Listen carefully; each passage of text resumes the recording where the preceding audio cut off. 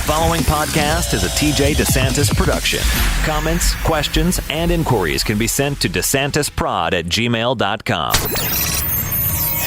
It's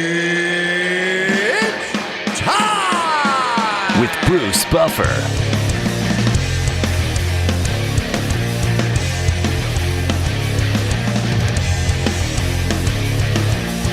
And now, it's time for the voice of mixed martial arts. We are live! It's Bruce Buffer. Bruce Buffer. It's time. From the shores of Malibu where the waves are pumping, to the Great Wall of China and back to the streets of Las Vegas where the UFC is coming. We are live. This is It's Time Radio, the show where we talk about what you think about but may be afraid to voice. Do not worry, we'll voice it for you. We talk about everything on It's Time. Politics, COVID-19, film, TV, UFC, sex, drugs, rock and roll, sports, you name it. We're here to talk about it. I'm here with my co-host, TJ DeSantis. TJ, another week gone by. You had a good time in Mexico, I assume? It's always an interesting time in Mexico. So, yeah. We'll call it a good time. Sounds good. Sounds good. Well, we always say we're going to have a good guest, a great guest, a fine guest, and we've got it all of the above. We got a very special person coming on the show, a man who's a brother of Chris Bell, a very good friend of the show who's been on, the director and writer of Bigger, Stronger, Faster. But now we're going to bring on his better half, his good half, his brother half, his other than better Mark half. Bell. Take that, Chris. Chris, I want Chris to get in my face a little bit on that one. It's okay. I'm sure he loves his brother. He has no problem with me saying that. So let's bring on Mark Bell. Mark's an American professional power lifter, owner of Super Training Gym, former professional wrestler. There's so much to talk about. He's competed in competition after competition in powerlifting. We're going to talk about a few different things now and some of the obvious things, but let's mainly get the gentleman on. Mark, how are you?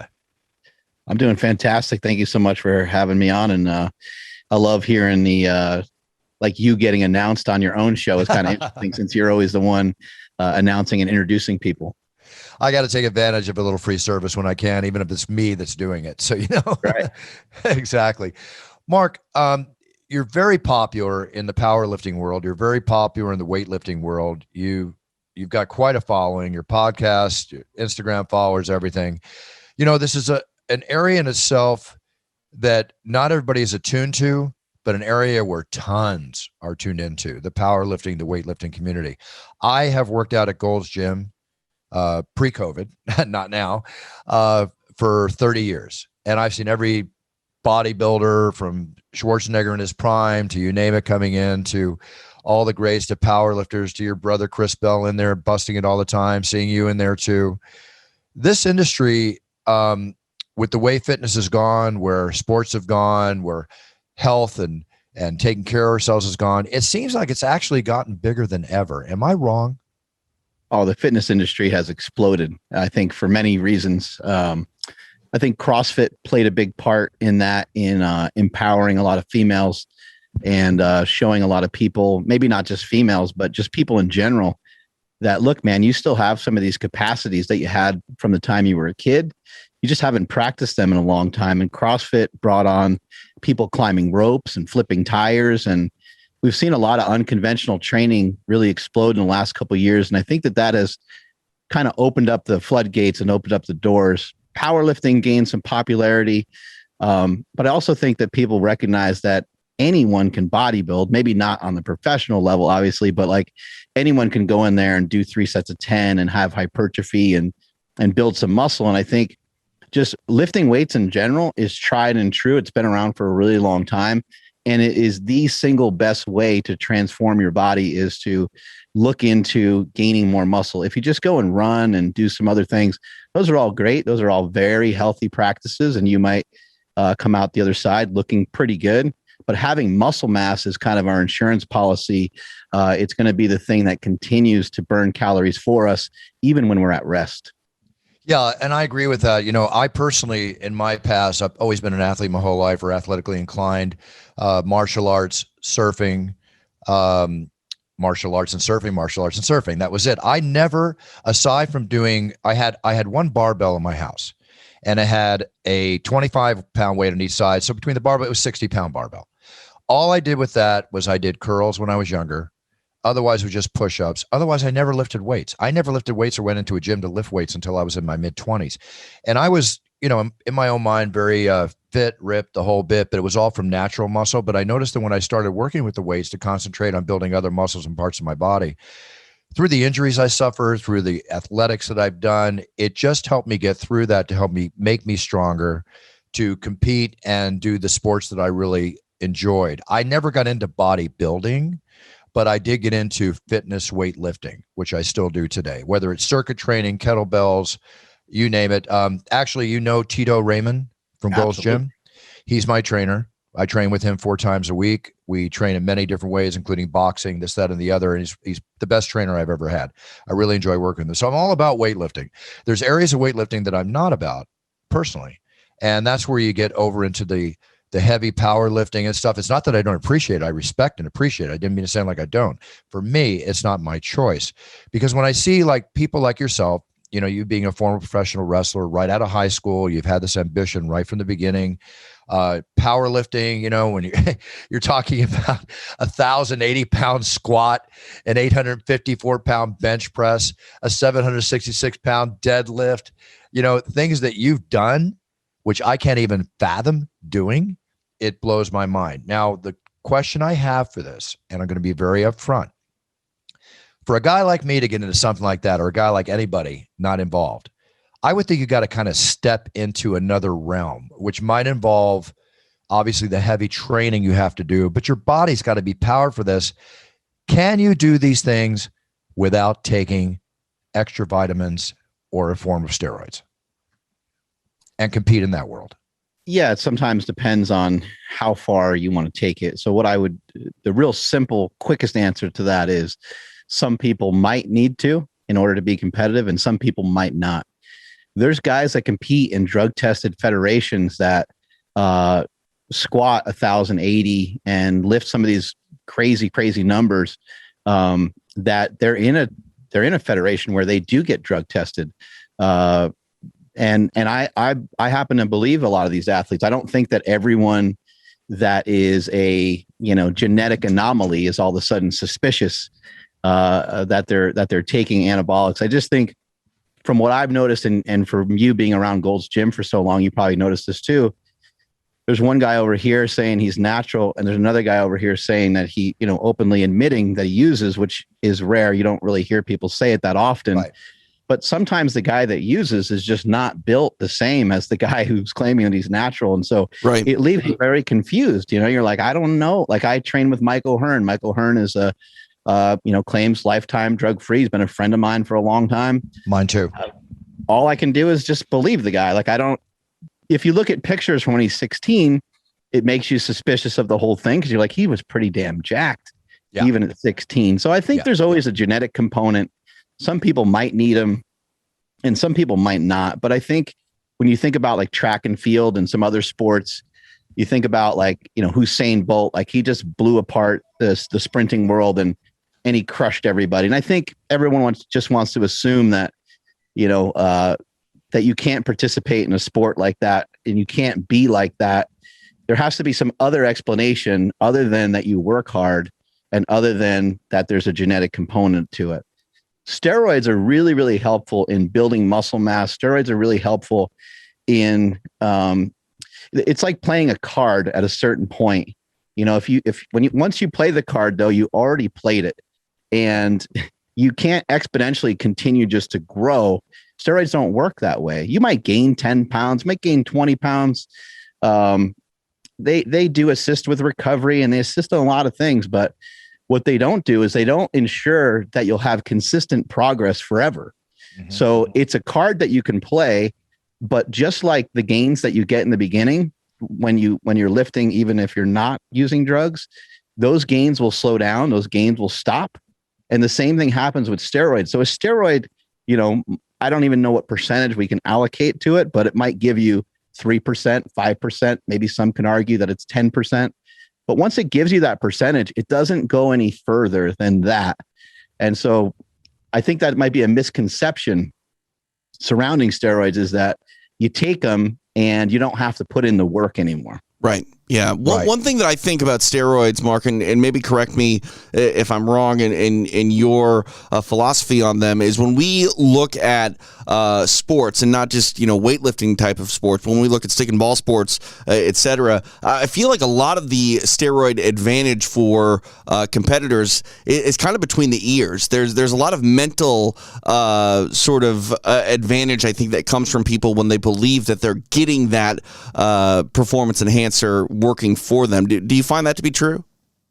Oh, that can definitely be a huge part of it. When you take performance enhancing drugs, somebody actually threw this out on my YouTube one time. And at first I was kind of mad about it. And then I thought about it more and I was like, the guy's actually right. The guy said, well, it's easy for you to be motivated. You're on steroids. But I thought about it for a second. And I was like, no, he's actually correct, because I'm taking a hormone that is assisting me in allowing me to feel better. And for me personally, I'm very much attached to my body and very much attached to my strength. And so it is making me feel better. It is raising my spirits. It is putting me in a better mood.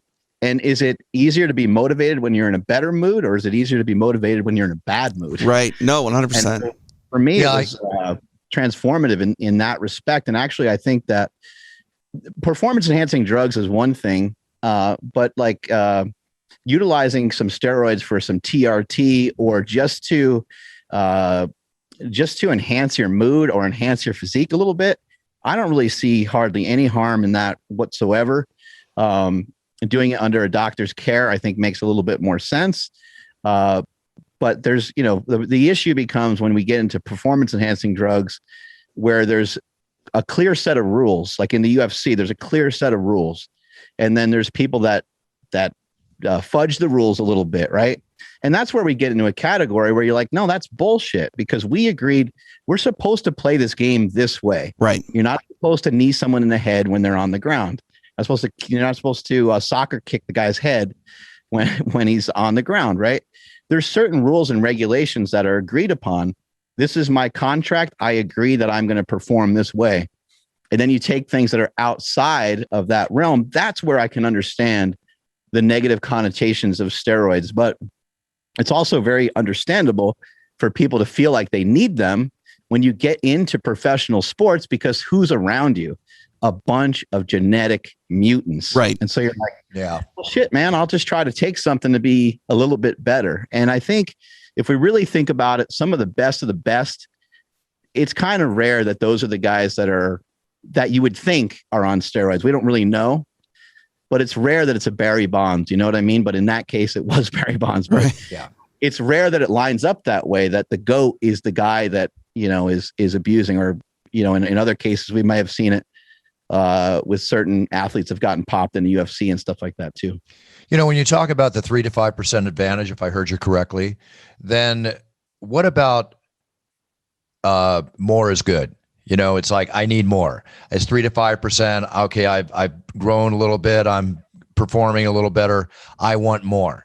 Is there such a thing as that more is better, or is you're just putting more icing on top of a cake that's not being used, and you're abusing yourself by doing it so much more? Yeah. So more can certainly lead to more results, but it can also lead to more harm. And so once we start to compromise our health, once we start to compromise our athleticism, we're going to compromise our performance greatly. So, but sometimes that takes a long time. So you might be able to, quote unquote, get away with something. And maybe you're getting away with something at the moment. Maybe it's not, like, maybe you just think you're getting away with it, but really in the long run, you're going to end up with heart disease. Or I want to also point out that steroids they do have their dangers, and they do have, I think that people just think like, I'm just going to take them and I'm going to get big, and maybe I'll go bald, and maybe I'll get some zits and stuff like that. But I don't think they understand like the commitment level of steroids. Like, if you're going to use them, you have to consider, like, what's the exit strategy going to look like? Yep. Are you just going to utilize them forever? Because they do compromise your hormones, and it would take you 6-8 months to get your hormones back to any sort of normalness. And even from then, they might be compromised for long periods of time. So there's a lot to consider when you take them. But to answer your question, more will do more for you, but it will also do more harm to you. So for example, if you were to take anywhere between 200 to 400 milligrams of testosterone, anyone listening to this show, and I'm not trying to sell steroids, but maybe we should. Anyone listening to the show, if you were to take any males listening to the show, take 200 to 400 milligrams of testosterone a week, it would pretty much have very, very beneficial results for you. And I can't really even think of any negative effects that it may have. Although if you were doing that for a long time, then maybe you can run into some issues, because there's a lot of balancing of the hormones that go on in the human body. And for everything that you try to up, then something else wants to go up. So your testosterone levels, they're going to go up, and so are your estrogen levels as well, which isn't always problematic, because estrogen is actually really healthy for us, but it can be problematic. And then the real issue is when your hormones start to wave around a lot. So if you were to get on steroids and come off them and get on them and come off, that's when you would really run into a lot of issues, and you would have depression, sexual dysfunction, acne, all kinds of things, because your hormones are going all over the place. This is the same thing that happens to women every month, is that it's not so much that it's mainly the fact that their estrogen levels are going down a certain time of month that is actually messing with them. It's the fluctuation of the hormone, right, and not necessarily the hormone just being driven upward. Right. Well, when you talk about that was a massive amount of testosterone you were talking about, but I know people, they do that. There's also the thing that as a man, prostate cancer, where they claim that most of us, when we pass 80, we're either living with it, dying from it, or we're going to get it. I mean, it's like, God forbid, breast cancer in women. Okay. So when I read these, reading up on my knowledge and everything about it, because I'm not one to do these things, but testosterone, do you believe that those large amounts, that question mark out there, that it can speed up cancer in your body, particularly prostate cancer? What is your view on that? Because I obviously you're very educated and you know the medical side. I've talked to doctors about this before, and it's kind of like what I'm hearing is it's 50-50. It's like on the fence. Nobody's got a definitive statement about it. What is, as a man who's involved in using as you do, what is your thoughts on that? And does that bother you? So my thought process behind that would be that everyone in the high normal range, even without taking anabolics, would suffer from prostate cancer. If that was the case, like, we would see more of a direct correlation. And I don't think there's that direct of a correlation to my knowledge. I will say, look, if you use any drug, anything that you're using, like, let's just extrapolate it out into every single thing that you can possibly consume in a day, whether it's caffeine or CBD or supplements or any of these things, they're all going to shift your body around into different ways. What's the repercussions of drinking a cup of coffee every day? I don't really know. Like, how do we associate some of these things? I'm not going to say that testosterone is completely harmless, but testosterone is a hormone that's produced by men, and a lot of men produce pretty good amounts of it, even without taking anything. So my suggestion is, let's maybe focus more on finding optimal ranges rather than finding superficial ranges. So like someone who just suffers from low T, maybe they're depressed, maybe their body is just a little saggier than they want it to be. Let's look into getting into more optimal ranges. And most of the research that I've seen, which I'm not a researcher, I'm not a doctor of any kind, but most of the information I've seen is in that 200 to 300, 400 range is relatively safe. And then relatively safe is something that you have to decide. I would also add to that, there's a lot of unhealthy practices that we all engage in because we're trying to get ahead. And some people like to wake up at 4 a.m. Like, I'm one of those people. I wake up super early. I know that has a cost. I know that potentially I could be, maybe, you can make an argument, maybe I'm subtracting some years off of my life, and just being an entrepreneur, being a go-getter, being someone who is self-actualized, being someone that is driven every single day to try to figure out a way to get better. That's fucking dangerous too. I would say that that's more dangerous than utilizing some testosterone. So that's my opinion of that. If that's the case, then I'm treading very serious waters. Yeah, you want to be healthy, then then sit on the bench. Don't play the game. Don't compete. Don't be competitive with the guy next to you and all those kinds of things. I have to be competitive. But when you talk about, waking up every day to excel, to reach goals, I mean, that's how I live my entire life. And if that's going to take years off me, so be it, because I can't stop it, and I'm a very healthy individual, but that's where I'm at. You mentioned the 200 to 300 to 400 range. I lost you for a second. Range and what? You mean testosterone levels? No, just in taking testosterone. But milligrams, Buff. Oh, milligrams. Isn't that a lot, though? That seems like so much. I mean, are these guys walking around at 1,200, 1,500 levels of testosterone in their bodies when supposedly the norm is around 800? I mean, what's the most? Right. So there's some data, and I don't know how accurate some of this is, but there's some data saying that, men from, 100 years ago, 200 years ago had testosterone levels that exceeded what we have in our system currently. By like 50%. I don't know how much truth there is to some of that. The numbers have gotten lowered over the years too. The range that we get from our doctor, that number continues to kind of lower. There's some research and there's some YouTube videos now that men's penises are getting smaller, men's taints are getting smaller. The distance between their dick and their and their butthole is getting smaller due to less testosterone in some of these things. So while having your testosterone levels really high, I think we can all make sense of that and say, hey, that's probably not a great idea for many different reasons. Yeah. Having it low has also been shown to be very unhealthy as well. So my thing is like, I'm just trying to get like optimal levels. And for me personally, that's where I ride in is, being in a healthy range. But years ago when I was powerlifting, I did take those risks. I did roll the dice. I did take way more than what I'm talking about right now. So very, very interesting, very good information. And I'll go on record as saying, I think as a man, if medically speaking, your testosterone levels are very low, which can create low energy, low sex drive, ambition, all the different things that can come into effect, depression, everything you're talking about, under a doctor's care, a longevity doctor's care, of which there are many good longevity doctors out there, I think it's okay for you to get TRT therapy, as a man. I'm still out on the thing. Steroids scare the hell out of me. I'll be honest with you. Bruce, what about for people that aren't competing against anybody else? Just somebody that just in general wants to just look better. It's just their interest to go and do that. Like, would you equate that to be anything similar to somebody just enjoying themselves after a long day of work and smoking a joint? Or do you think it's way different than that? I think it's kind of along the same levels, if not different levels, and that you don't have to, when I was saying what I just said, I'm not saying that just for athletes and people competing. I'm talking about men in general. If you're a man and your testosterone level's low and you're suffering results, if you're in your 50s or your 60s or your 40s, whenever this occurs, then I would say under the safety of a doctor's care, right, monitored, because I've known a few friends that just go get it from somebody. They don't know what they're doing. They just stick it in their body. They think they're doing what, and I think they're making a mistake. And I tell them, I think you're making a mistake.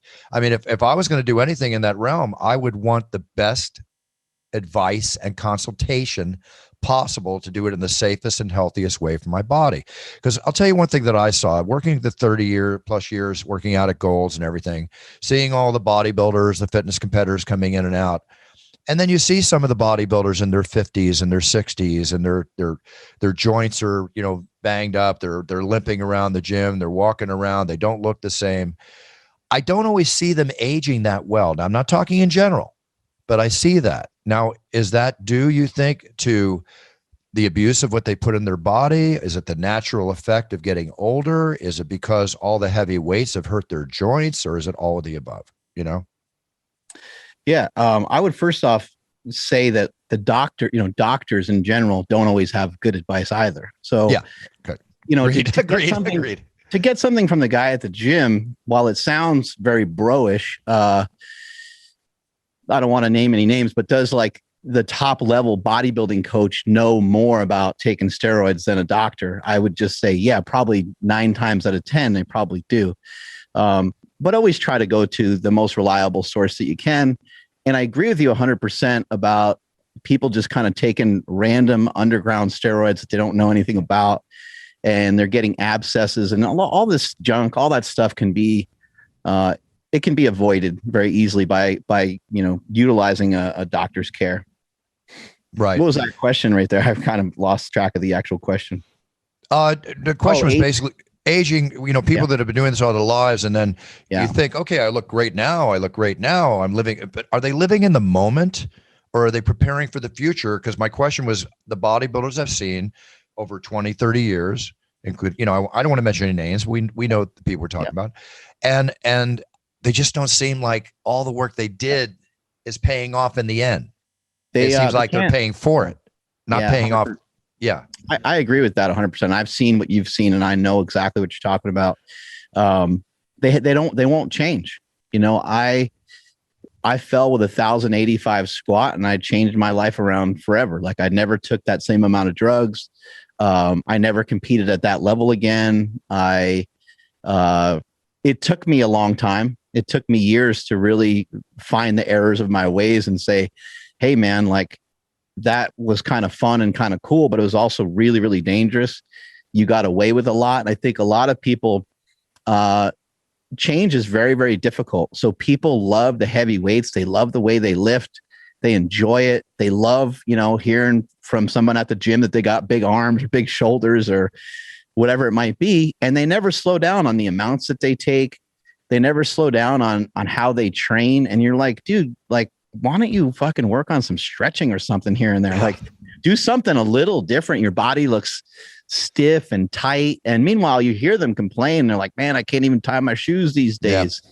And here you are zipping right past them and going and doing your cardio and stuff like that. And so it's just a matter of people not wanting to change. I think if they did make a change, I still think they can be, we know a lot of athletes and a lot of people at Gold's Gym that are still very healthy, that have aged and gotten older and they've aged very well. Yeah, no, I'm with you. It's just interesting to see. I think a lot of people live in the moment. We'll leave it at that. But if you're going to do something, get the care, get the knowledge, do it right. Just don't abuse it. Obviously, you've got it in hand. You know what you're doing. And also, aside from all this, your career, your podcast, what you do, but you invented something called the Super Training Gym. All right. Tell us about the Super Training Gym. Okay. What is this exactly? Yeah. So Super Training Gym is in Sacramento, California, and it's a free gym. I invented. Oh, I thought it was a piece of equipment. I'm sorry. I thought it was a piece of equipment. Okay. Well, I have a piece of equipment too. I'll get to that. Okay. So Super Training Gym is in West Sacramento, California, and anybody wants to come check it out, 855 Riverside Parkway, West Sacramento, California. Come check us out and come get a lift on the weekend, anywhere between 10 and 1 o'clock. That works for us. And like I said, it's free. The reason why it's free is because I invented a product about 11, 12 years ago called the Slingshot. And the Slingshot is a supportive upper body device for bench press, push-ups, and dips. Some of you may have seen it in the gym. It's something you slide up both arms, and it allows you to handle a little bit more weight, but it also takes away, a lot of people have pain in their shoulders. A lot of people don't really bench press with very good form, so it assists with the form and technique. At the bottom of a bench press, when the weight is rested on your chest, is where your shoulder's in the most vulnerable position. Yeah. Your elbows now past kind of the midline of your body, and that's where people feel that sharp pain in the front of their shoulder. Right. And the Slingshot helps kind of dissipate some of that pain. In addition to that, I created a bunch of other products around the Slingshot, including the hip circle, which I'm sure everyone has seen because every influencer on Instagram has ripped it off at some point. But it's just a circular product. You put it around your knees and you squat with it, and you can deadlift with it and do all kinds of different exercise with it to help activate the hips and to help make your butt bigger. So people can also thank me. You can email me the thank yous for helping make girls' butts bigger on Instagram. Well, listen, Kim Kardashian just this week, she's been declared by Forbes to have made the billionaire status. So we know that what you just talked about kind of helped her get there too. So maybe emphasis on your creating the workout product, because everybody seems to want a bigger butt these days. And she uses the hip circle too. You can see it in her stories sometimes. Oh, there you go. Very cool. It's paying off. Hey, one last question I forgot to ask you on the roid situation. Somebody once told me that like a champion bodybuilder, like a Jay Cutler or something like that, they could be spending like $5,000 to $10,000 a month. Really? No way. I don't know. Is this true? I mean, is that kind of the budget for somebody that's really going a full blown professional, type thing? How much money do you have to spend a month to maintain that? Well, steroids aren't very expensive. Like a bottle of testosterone is like 60 to $80 for 10 cc's, which depending on how much stuff you take, Right. However, there are more expensive things than just steroids, and this is what makes testing so difficult. There's so many other things other than just steroids. Now there's SARMs and there's a lot of other things. But what would be expensive in that mix would be growth hormone would be expensive, and so that's what could potentially jack the price up to be around $5,000 a month. And bodybuilders, professional bodybuilders, they're not just taking testosterone. They're taking other forms of steroids in addition to taking growth hormone and insulin. And this is where the waters get really murky. And this is the kind of stuff that I'm not a fan of, is like to see people go down that road, right? Because for every action, there's an equal and opposite reaction. And so you take testosterone, now your testosterone goes through the roof, but your estrogen follows. And then now you take an anti-estrogen to help wipe out the estrogen. Now you have high testosterone levels. Now your lipids are getting compromised. You don't have the estrogen that your body needs to be heart protective. And you just start to run into problem after problem. And now you're taking a cholesterol medication, and just it's way too much going on. So if you simply utilize some testosterone in a reasonable fashion that got you to an optimal level, you can use it to help transform your body, help be in a little bit better shape. And, if there's a lot of people, that's still a barrier of entry into that, because it is an injection, it is an oil. And a lot of people are like, nope, I ain't going that route. Gotcha. So when you look at all the different sports, see that, TJ? That's right. So I'm right. That's true. Somebody could spend $5,000 or more a month. Yeah. Well, I think what is really interesting here, and you briefly touched on it, Mark, was SARMs. Like the idea of just steroids being what everyone does, that's an antiquated thought. Like the designer sort of performance enhancers that are out there, I expect them to be that higher end, because they're definitely a new evolution in what we think of as steroids. Right. It makes it very difficult for any of the companies that are testing people for these things. It makes it very difficult and very challenging, because there's also like peptides that people can take. And then where do we draw the line? Because there's certain things that, like, they wouldn't show up on a test, but they could help with an injury. Like there's a chemical called BPC 157. Like, it sounds crazy. It sounds like that sounds like a movie language, right? Yeah. BPC 157. Yeah. It's this next movie coming out. Yeah. It's a great product for injuries, for tendons and ligaments. And so what if your UFC champion is utilizing that, in his championship fight, versus somebody just using it, so they can go on a jog every day? It's like, it's hard to, like I said, sometimes one guy feels like he needs it, another guy feels like they don't. And then what do we put in the context of what's illegal, what's not illegal? In my brother's movie, if you remember, Tiger Woods had LASIK eye surgery. Yep. Right. 20/20 vision sounds pretty helpful to me on the golf course, So it's like, no, you got to do it with your own natural talent. Well, what if someone's natural talent is through the roof? What if I have to compete against LeBron James? Right. That's not a level playing field. Yeah. Right. So can I at least level up, or even someone like a third generation baseball player or somebody like that? It's like, my dad's an accountant, man. Throw me a bone. Let me take something to even things out so I can, but it's just kind of the way things are. I think people will always view it as cheating. And then there's always be people that view it as an opportunity for them to get ahead. And one thing, too, when it comes to performance enhancers, I'll never forget doing an interview with a gentleman named Jeff Munson, who actually fought for the UFC Heavyweight Championship once upon a time. He said the difference between supplements and steroids are a lot cheaper and they work. Jeff. Oh, Jeff. That's Munson. That's a Munson statement if I ever heard one. Yeah. He hit the nail on the head. That's 100% correct. They do have a big impact. All right, so let's talk about this. We've got the major sports: baseball, hockey, football, basketball, UFC, boxing. Let's just take those 6 sports, okay? USADA's in UFC. Educate me a little bit. Who has the weakest testing and who has the strongest testing of the 6 sports I just mentioned? And secondary question, what percentage of athletes across the board do you think dip, test, or take extra vitamins as we're talking?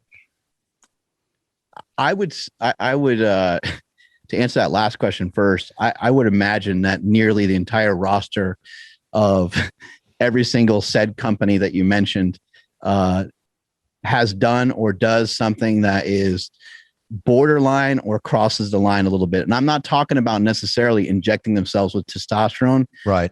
I'm talking about knowingly and unknowingly participating in a couple of things that are just where you're like, like that's not really part of the rules. And sometimes it is in supplement form. Sometimes these guys will take supplements and they legitimately do not know that the supplements might possess some of these chemicals that could potentially make them test positive for drugs. We've seen that a lot actually over the last couple of years with USADA and the UFC taking supplements that are supposed to be fine, but we're finding out that they have like trace levels of ostarine and things like that.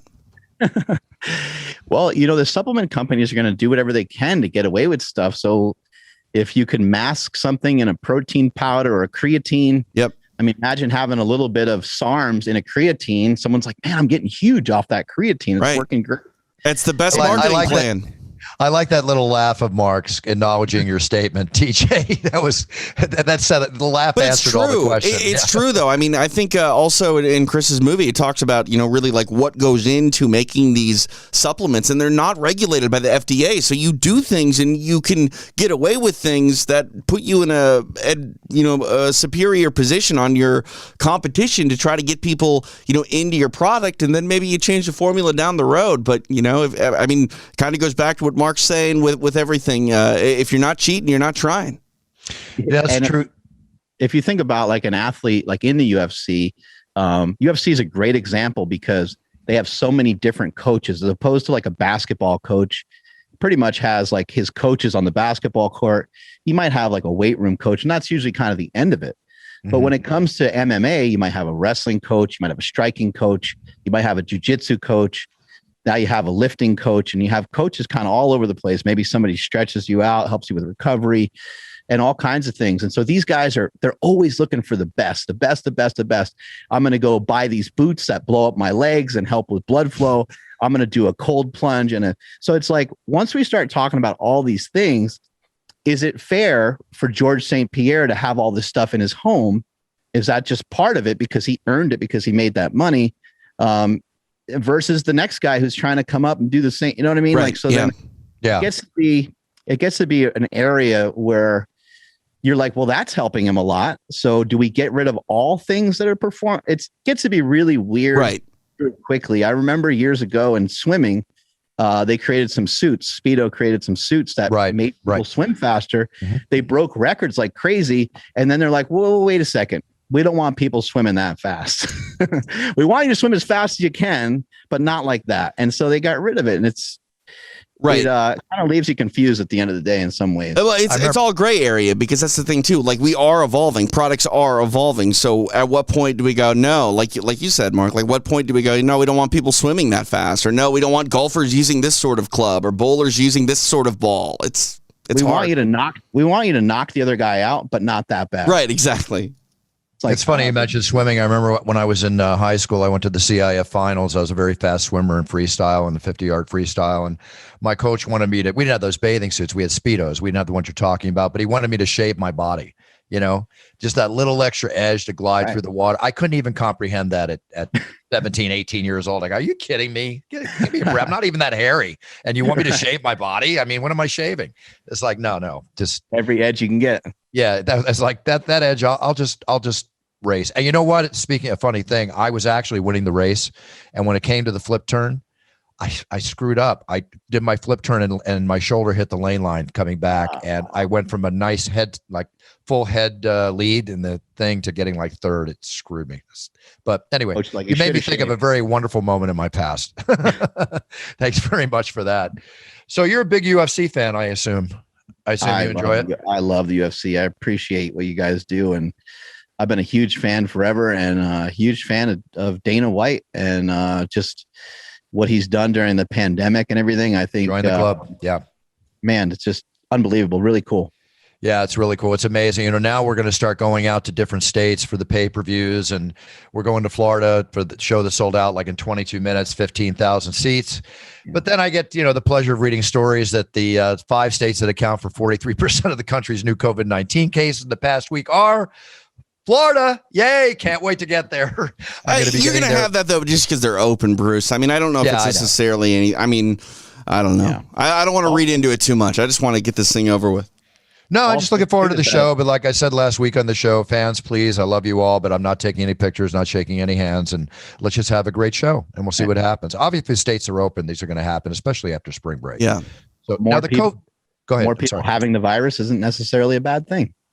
Well, you know, it's what do they call that? The herd immunity. Herd immunity. But, you know, the vaccinations are helping. Have you been vaccinated? I have not. Do you plan on getting vaccinated? When the time comes for people of my age in this area in California to get it, I probably will. April 15th, my friend. April 15th. There we go. Then you can get it done. Now, COVID that has affected the gyms. Mark, have you been to Gold's lately? I have not been to Gold's Gym in a long time. Okay. I love Gold's Gyms, I said earlier, but now we have a homeless situation here in Venice that is getting worse and worse.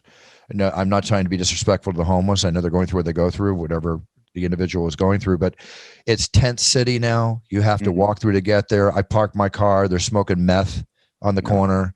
You know, I built a wonderful gym in my house. I've been training on my own for a year, plus now with Tito and by myself. And honestly, I don't know if I'm going to go back to the gym.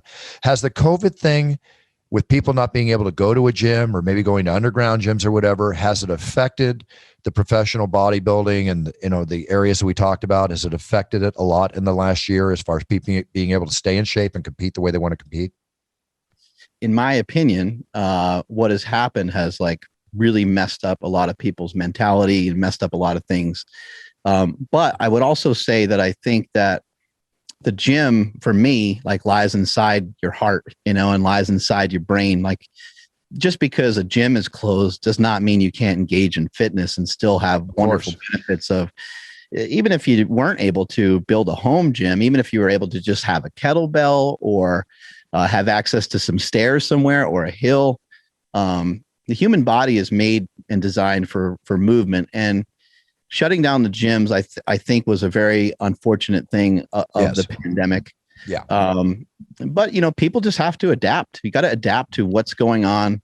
And I don't think it really does a lot of good to bitch and moan and complain about it unless you're going to try to do something about it and be productive and try to get behind a cause. That makes more sense. But it is what it is. It happened. And I think it's starting to look like it's more behind us. But I think the mental side for everyone, not for everyone, the mental side for many has been compromised. And I can see it in my own children and my nieces and nephews. They know every jingle and every commercial. They know, they're reciting these commercials before the commercial even plays, because they've seen it 9 million times, because we're kind of, you're as locked down and locked up as you want to be. It kind of reminds me of someone that feels like they're lonely. Loneliness it can be a choice to a certain degree. And I do feel for people that don't have other people, and I get it, but yeah, you could go hang out with somebody. And with my children, I think, and other children that are around me, I think maybe they just didn't realize you can still go do a lot of stuff. It's just certain things are a little bit more restricted at the moment. So I do think it has negatively impact the fitness industry, which I think will have kind of a ripple effect in general as well. I agree with you. Absolutely. And I hope that we all come out of it strong, which I think we will. I think we're on our way. There's a little gleam at the end of the tunnel shining right now. So let's hope for the best. But you know what? It's all about adaptation. It's all about being able to adapt, and conform and move with what life throws at us as we go on. How much of that do you end up dealing with in UFC? Like, these guys are supposed to fight. Now they're not going to fight. This thing gets shuffled around. A plane is you're supposed to take a plane at a certain time. I mean, it must happen to you. You guys are on the go all the time. Yeah, we are. But luckily with the Vegas shows, I drive to Vegas now, do the shows and come back. When we travel, I'll take a plane. We have the private Etihad jet to Abu Dhabi. So Dana White doing the incredible job that he and his team do for all of us. It's been amazing. I mean, we brought sports back on the map, showing the sports world how to have COVID-19, and to put on events. All eyes were on us. I think the UFC had its second biggest year last year, even during the pandemic. So somebody's doing something right, Dana White. It's been weird because, my wife, Mark, she works from home and she has this very, compromised life, being, a woman that would go to the office and all that stuff. She's been at home, parlaying her home time with being a mother. And for Bruce and I, like, our lives have been pretty normal. I'm still I went to Mexico 6 times in the last year, knock on wood, haven't got COVID yet. But it's been odd because my life has been relatively normal. And, looking outside our bubbles, the world has shut down. So it's been very odd for us, who I think have maintained that sort of lifestyle while others have completely shut down. Yeah, I'm glad this didn't happen, like 10 or 15 years ago, when I was just in a different place in my life. I might have been really bummed and really disappointed by everything that was going on around me. But instead, because of where I'm at in my life, I was able just to adapt to it and not let it be something that had too much of an impact on me. I think, just real quick, what I think, you mentioned 10, 15 years ago, if this had happened when the UFC had just started, I think the sport would have been really in trouble, honestly. Like, it would have been done. It probably would have been. Yeah. Would have been done. Yeah. We come up against a couple of those potential things that happened in the past. With everything that happened recently over the last year and 3 months with the COVID pandemic, Mark, you have the Mark Bell's Power Project, right? Which, if not mistaken, is this your podcast? Is that the name of your podcast? Yep. Yeah. And if I checked and I saw you had like over 5 million downloads in 2020, you got a huge following. And I think the last year has helped the podcast world develop, the virtual reality world of videos and whatever you may offer in those other areas. So my business personally has increased over the last year during the pandemic. And I would assume that you've had an increase in your own with the way that you're adapting and marketing yourself to your clients and your fans and what you do. Yeah, absolutely. It's been huge. And we launched a supplement line. We're still in the process of getting the entire line out there. The fans and the clients of Slingshot, the people that purchase our products all the time, they've been absolutely amazing because they've been understanding of the fact that we've been sold out of certain things for a while. We had to get stuff by ship, and it's been taking way longer than us getting stuff by plane. And the support has been great. We restocked some stuff just a couple days ago, and so the response has been, I've been really excited by a lot of the challenges really that the pandemic gave us. And I leaned into a lot of that. At first I was grumpy, I was kind of like, this sucks. And I don't believe this information and that. And then I was like, you know what? I'm just participating in being negative, and it's not great. So I'm just going to shift gears, and I'm going to concentrate on how can I make myself better and how can I impact the people that are around me? And so we launched a supplement line. We actually hired people during the pandemic. We didn't have to fire or let go of anybody. And in a lot of ways, it's been great because we've had to think outside the box and think unconventionally. No, that's really cool. That's really cool. Mark, I want to congratulate you. I want to thank you very much for coming on the show. Your brother Chris and I have been friends for many, many years. Please give him my best when you see him. And I found this very interesting, no question. It was a pleasure having you on the show, to get your viewpoint and your open honesty, which I want to thank you because I appreciate it very much, Mark. Thank you so much. I have a diet tip for everybody. You want to hear it? Go for it. Don't eat too much. That's pretty good. I like it. Sounds good. I've been working on that for about 30 years. Research went into that, I think, Mark. Yeah. It's exactly. You're very true about that because I got my portion control down, I eat very healthy, but I really went after portion control during the pandemic, and I've dropped about 22 pounds over the time. And I didn't need to lose the weight. I just decided to get in the best shape I could during the pandemic. So when we come out of the pandemic, you come out of the gate like a strong horse. It's just my attitude. Just to elaborate on that a little bit, a couple of ways to not eat too much. Go ahead. Would be to figure out ways of occupying your mind, read, watch a movie, and try not to eat while you're watching a movie. Try not to eat in front of screens. I found that to be really helpful. So not eating in front of a TV screen or computer screen. Wait, 1 second. You can watch a movie without eating? I know it's torturous. Or just find something. You don't have to not eat. You can also find something that's very low in calories, have some vegetables or like a vegetable tray or popcorn or find an alternative. But what's been really helpful to me is this concept called protein leveraging. And so by eating more protein, consuming more protein in whatever form of protein you want, I'm not going to try to steer you to eat one specific way or another. Eating more protein will help drive down your hunger. Yep. And it's my understanding is that everything that's alive in the universe is in search of protein. And so a lot of times for humans, when we're in search of protein and we reach for chips and we reach for this or that, we never really satiate our need for protein. So it might be something to look into, is just see if you can. I'm not going to tell you to jump up and eat, an extra 200 grams of protein out of nowhere, but just start to add protein to your diet. Try to look at things that are more protein heavy. They have more protein and minimal amounts of fat. And for me, it's been transformative for me without really advocating or being on some sort of crazy strict diet. I've just focused in on protein first. It's helped me to eat less. I used to be 330 pounds.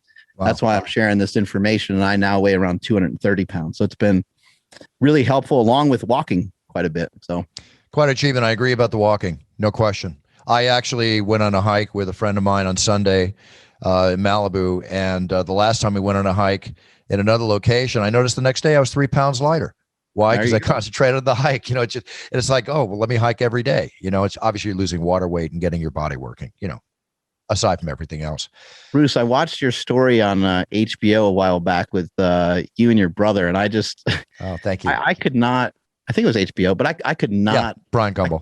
I could not wrap my brain around that story. That was, man, I got to go back and watch it again, because it was incredible. Thank you, Mark. I really appreciate that. My book, It's Time, I really go into deep detail about it. And there's going to be an announcement made in the next number of months where the story is going to be shown, along with a lot more about my life in a very elaborate form. I just can't quite state such right now, but you can think what you may be thinking. It's not time yet. It's not time yet. Exactly. It's almost time. It's almost time.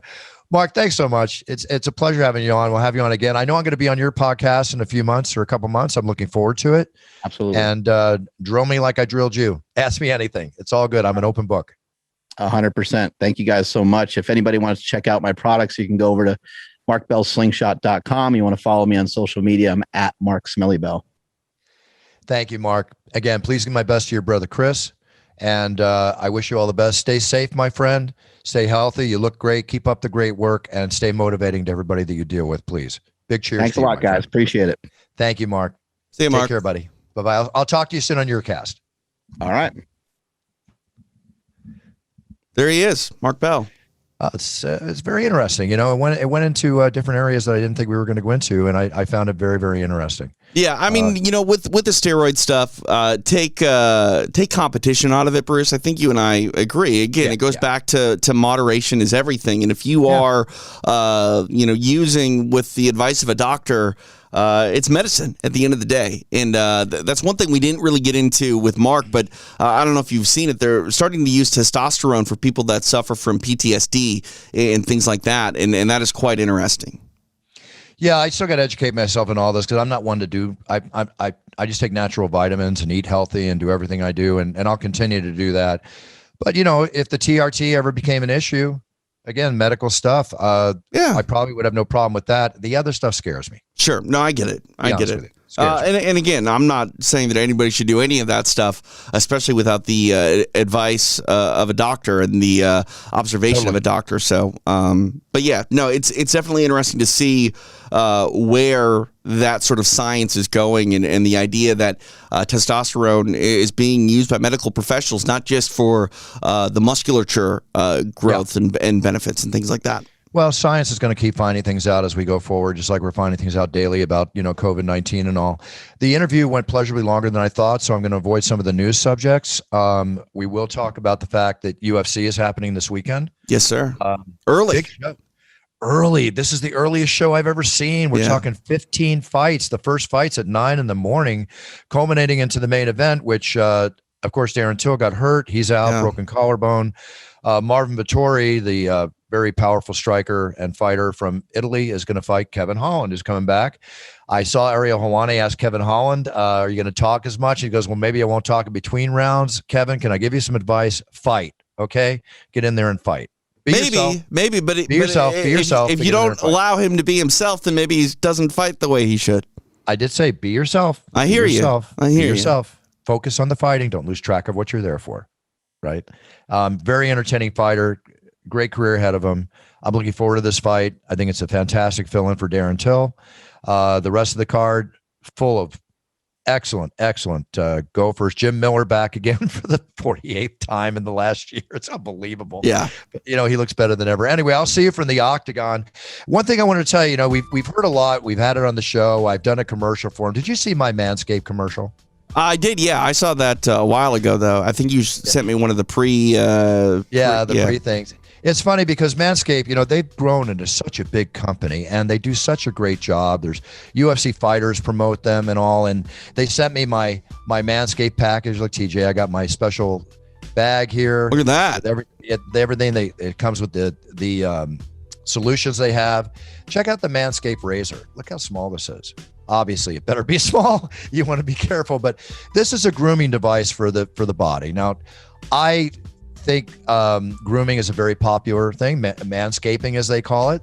And what is the thing? To look your best, especially for your spouse, your girlfriend, your friends, whatever. But the Manscaped razor is used by a lot of fighters, used by a lot of people, huge company, very popular. And I got to tell you, this works amazing. Is it charged right now?